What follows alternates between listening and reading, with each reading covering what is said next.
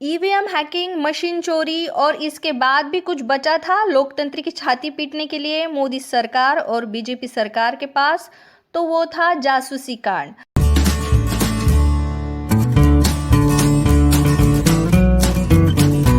नमस्कार दोस्तों, आप सबका स्वागत है रिपब्लिक नेशन पर।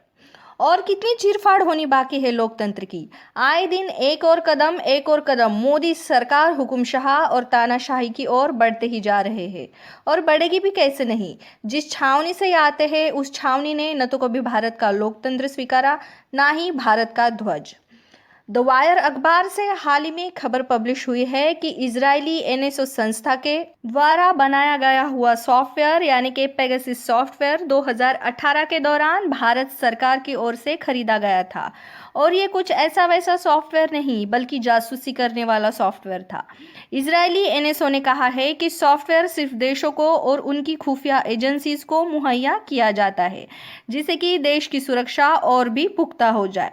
पर बजाय किसी आतंकवादी संगठन की जासूसी करने के अलावा सरकार ने विपक्षियों, मीडिया कर्मियों और अखबारों के संस्थापक और इतना ही नहीं, खुद के ही खेमे के सांसदों पर जासूसी सॉफ्टवेयर का हमला बोल दिया।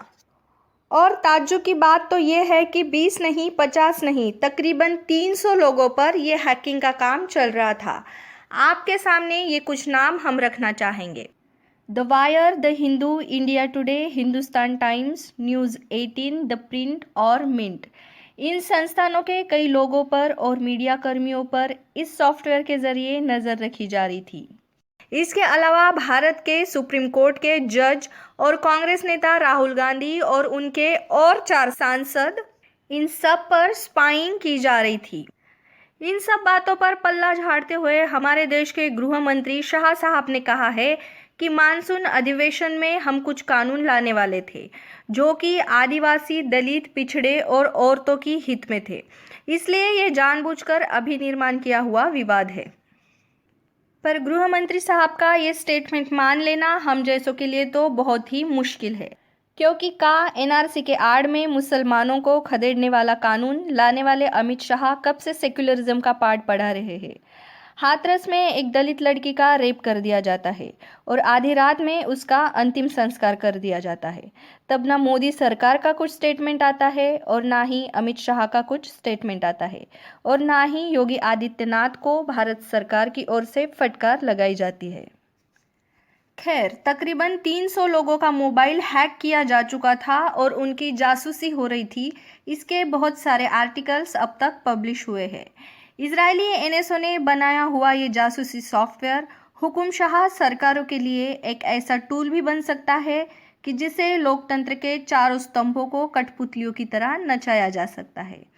पेगासस के जरिए हर एक कॉल की टैपिंग होती है। WhatsApp, Facebook, video recording, photos, email, Skype, सब टूल्स पर नज़र रहती है, यानी कि नो प्राइवेसी एट ऑल। और गलती से भी किसी का कुछ सीक्रेट हाथ में लग गया तो सरकार उनको नचाएगी कठपुतलियों की तरह। पर सवाल तो ये उठता है कि मोदी सरकार को क्या ज़रूरत थी इस तरह की जासूसी करने की। जवाब हो सकता है कि सत्ता का लालच। कुछ भी करो, साम दाम दंड और भेद अपनाओ पर सत्ता बचाओ। सत्ता का लालच इतना किस लिए। सत्ता में आकर भी ना जीडीपी पॉजिटिव में आई है, ना ही रोजगार का मसला हल हुआ है और ना ही महंगाई की मार कम हुई है। सवाल एक पर जवाब बहुत सारे आएंगे। हम भी चाहेंगे कि आप भी कमेंट सेक्शन में जाके कमेंट करें। इसी सवाल के साथ आज यही रुकते हैं।